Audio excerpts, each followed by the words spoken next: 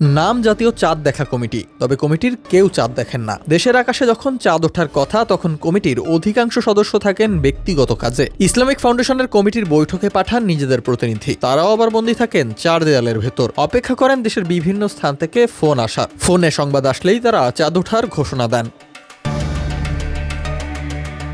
তবে বাংলাদেশের কমিটি চাঁদ না দেখলেও ঠিকই প্রতি মাসের ২৯ তারিখে চাঁদ দেখে সৌদি আরবের কমিটি। রিয়াদ সহ বেশ কয়েকটি শহরে ছড়িয়ে ছিটিয়ে একটি মরুভূমি অঞ্চল বেছে নেন তারা। এরপর টেলিস্কোপ নিয়ে চাঁদ দেখতে বসেন। চাঁদ দেখতে পেলে তা উচ্চ আদালতে জানান। উচ্চ আদালত থেকে চাঁদ দেখা যাওয়ার ঘোষণা দেওয়া হয়। কারো ওপর নির্ভর করে নয়, একমাত্র টেলিস্কোপ অথবা খালি চোখে কমিটির সদস্যরা চাঁদ দেখলেই কেবল তা আদালতে জানানো হয়।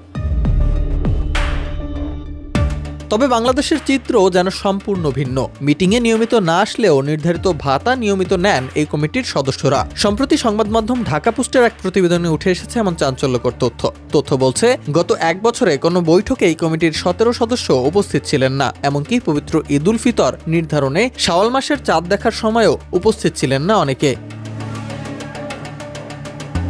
চাঁদ দেখা কমিটির বৈঠকে উপস্থিত হওয়ার জন্য প্রত্যেকে ২,০০০ টাকা করে ভাতা পান। তবুও ঈদ উল ফিতর, ঈদ উল আজহার মতো গুরুত্বপূর্ণ বৈঠকে অধিকাংশ সদস্য উপস্থিত থাকেন না, পাঠান তাদের প্রতিনিধিদের, যাদের ইসলামিক ফাউন্ডেশনে বসে থাকা ছাড়া আর কোনো কাজ থাকে না। ইসলামিক ফাউন্ডেশনের নথির বরাতে জানা গেছে, ১ মে অনুষ্ঠিত বছরের সবচেয়ে গুরুত্বপূর্ণ ঈদ উল ফিতরের দিন নির্ধারণের বৈঠকে উপস্থিত ছিলেন না কমিটির অধিকাংশ সদস্য।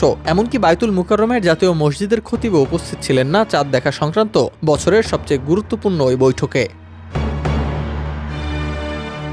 চাঁদ দেখার জন্য ইসলামিক ফাউন্ডেশন প্রায় ৫০ লাখ টাকা দিয়ে একটি থিওডোলাইট মেশিন কিনেছে। ঢাকার পুরনো পল্টনে জাতীয় ক্রীড়া পরিষদের ১৮ তলা ভবন থেকে ওই মেশিন দিয়ে চাঁদ দেখার ব্যবস্থা করেছে ফাউন্ডেশন। তবে সেই মেশিনের ব্যবহারও এখন পর্যন্ত নিশ্চিত নয়। উল্টো জেলা প্রশাসক এবং জেলা পর্যায়ের চাঁদ দেখা কমিটির ২ জন সদস্য ফোনে নিশ্চিত করলেই ঢাকা থেকে চাঁদ উঠেছে বলে নিশ্চিত করা হয়।